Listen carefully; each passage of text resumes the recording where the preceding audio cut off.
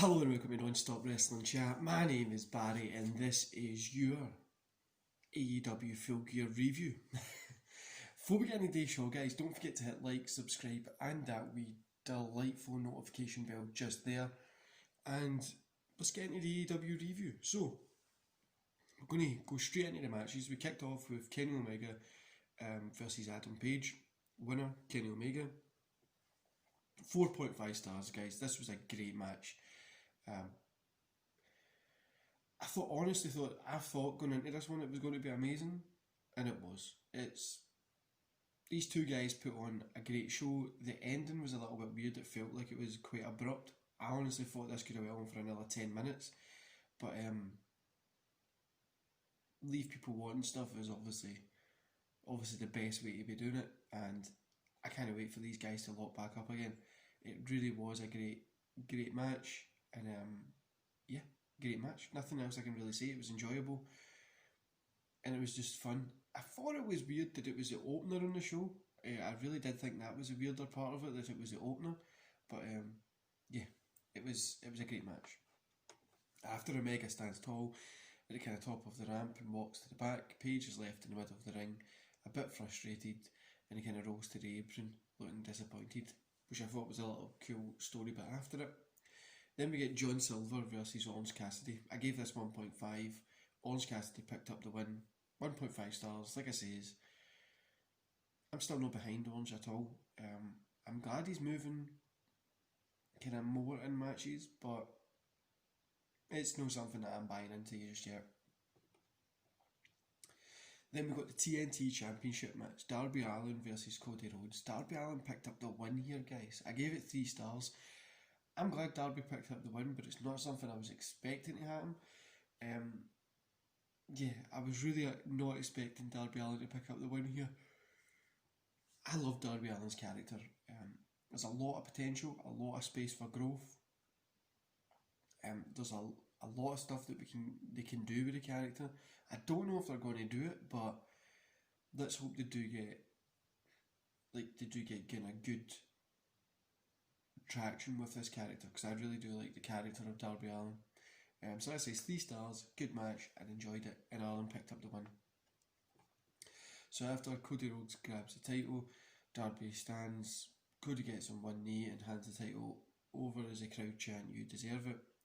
Darby grabs the title, he holds it up high.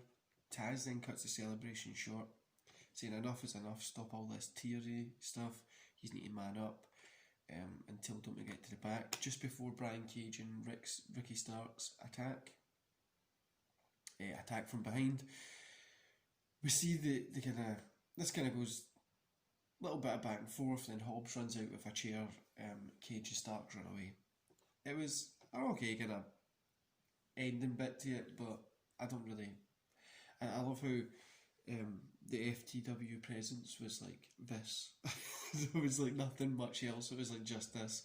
But then we had the AEW Women's Championship match. Nyla Rose versus Shida picked up the win. 2 stars. I'm not a big fan of Nyla Rose's work, and this is just another nail in the coffin for that for me. It wasn't... I'm probably being a wee bit more harsh because I'm just not a fan of Nyla Rose's work, but this just wasn't anywhere near where it needs to be at all. Shida looked good, but like I say, women's wrestling AEW just isn't where it's at, especially when you're getting 3-4 stars on a weekly basis from women's wrestling and NXT. This just isn't where it needs to be. Then we got AEW World Tag Team Championship match. FTR versus Young Bucks. The Young Bucks picked up the win here. I gave it 4 stars. I'm going to say this match could have been better. There was just parts of it that just felt like really bogged down in what it was doing. But, no, this is a big buck, guys. It was a great match. It was fun to watch. The wrestling was good. Everything worked well. The Young Bucks now going out there and putting on like the 30-minute hard-fought victory all the time is really getting stale. It really is just getting to the point where it's like, just let them lose the belts and give it to somebody else. But I don't think these guys are going to break up, so... And it really, they're the big stars in there, so they kind of need to give them give them it. Then we get Matt Hardy versus Sammy Guevara. Matt Hardy picked up the win here, 2.5. I thought it was a good match, good idea giving Matt the win. Something I never thought was going to be coming. I honestly thought Guevara would have picked up the win, but giving Matt the win was something different. 2.5, like I say, is the match never really felt like it was anything special, but it was okay. MJF versus Chris Jericho. MJF pick up the win. Jericho seemed to be showing his age here. Now this guy is and he's 49, 50, so he's got like 21 years, 20 years on top of me. And he was like 20 years ago, he was early 2000s Jericho, you know what I mean? Like even 15 years ago, he's not moving as well as 10 years ago Jericho, but he's just, it seemed to be a little bit slower pace, just to make sure it didn't get sloppy. I don't know what was going on, maybe jet lag, maybe something, I don't know, but we'll see. Maybe it was just to make MJF look like a fucking, look so much better than faster and stuff, but let's see what happens. 2.5 guys, MJF picked up the win. After Hager comes into the ring, Wardrow stands in the ring. I've had to cut out 2 big yawns here, guys. It's really early in the morning here. But Hager comes into the ring, Wardrow stands, MJF offers a handshake, Jericho shakes it, he hugs MJF. MJF opens the ropes for Jericho, and all 4 men kind of hold hands up high at the top of the stage. Now I don't know if this means that he's actually joined the thing or no. They never really explained it. I don't. I guess we'll find out Wednesday. And then we get AEW World Heavyweight Championship match. Jon Moxley versus Eddie Kingston. Moxley picked up the win. I gave this 3.5. Probably could have went for a 4, but I gave it 3.5. I was rooting for Eddie. I met Eddie 12, 13 years ago now, even 14 years ago now. And he was a fun enough guy, so I was rooting for him, hoping that he was going to pick up the win. I always going to guess Moxley would have got it, but this match was great. I loved it. I'm loving Moxley being a champion. Like, he just seems like an unbeatable champion, and when somebody eventually beats Moxley, they're going to get an insane boost. Like, it's going to feel like somebody has lost something that means something to them, and the comeback's going to be better, and it's a lot there that we can get working with this, and it really is a great testament to how good Moxley actually is. So after the match, Moxley yells that he's the champion. This is what champions are made of. Eddie is kind of stood on the floor, holding his neck, selling that hold at the end. John heads over to help him up, but Eddie goes back into the corner. He doesn't want his help. He leaves the ring, and I think it's going to build into something really cool with this. I would love to see maybe another couple of matches from these guys. Really would love to see something like that.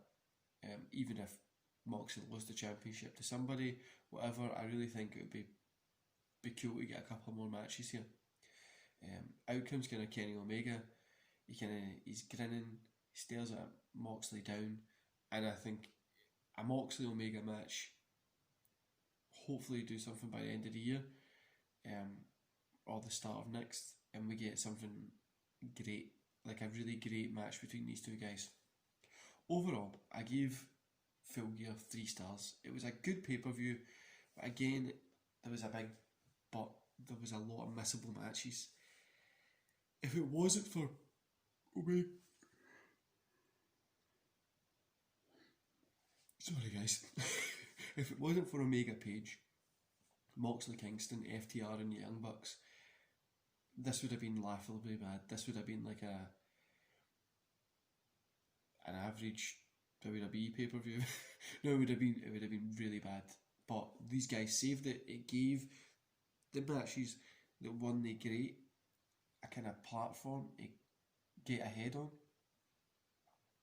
So like the way they've set this up was that you had a great match, couple of bad, great match, couple of bad, great match. No, even the bad weren't terrible, they were just okay.